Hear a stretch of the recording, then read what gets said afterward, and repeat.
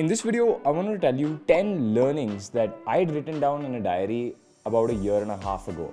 And this is not content I put out there, right? I keep this content to myself. Yesterday, I was looking at what I'd written and I realized, hey, none of this is too bad to be said on camera. So maybe I should go and tell my audience all the things that I'd learned from my life. So this video is going to be 10 life tips from Varun Maya's life. So before I get to the tips, I want to tell you that this is not all just business stuff. Some of it is, but it's mostly life stuff. It's mostly personal stuff, things I've learned in my personal life. Okay? Here goes. Tip 1. Make sure you brush your teeth twice a day and also make sure you floss. Now, I'm sure you heard this advice like a million times from your dentist. You probably heard it from your parents. You've probably seen it on TV. But I've actually learned it the hard way.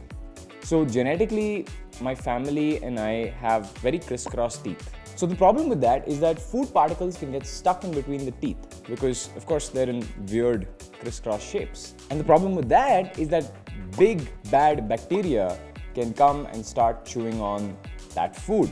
While they're chewing on the food, they also start eating through your teeth. For the first few years of my life, I really didn't care.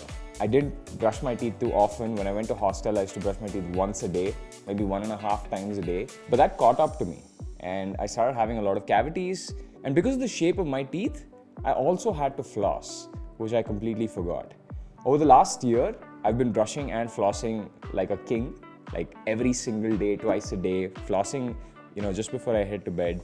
And my teeth have been better than they ever have, right? So if you have crisscross teeth like me, make sure you hit the brush.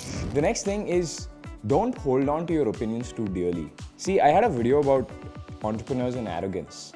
See, when you're young, it is good for an entrepreneur to be arrogant because if you're not arrogant, you'll just be underconfident. And it is so tough that you need that extra confidence that comes from the arrogance to go tackle whatever you're tackling. But one problem with being arrogant, especially when you're young, is that you hold on to your opinions too dearly. You believe in something and it could be half-baked. You might not really understand it, but you're like, I get it and I'm gonna hold on to this dearly. Don't do that. Because when you've lived as long as I have in startup land or just general in life for the last 10 years and done as many things as I have, sometimes your opinions will end up being wrong, even if you're damn sure of them.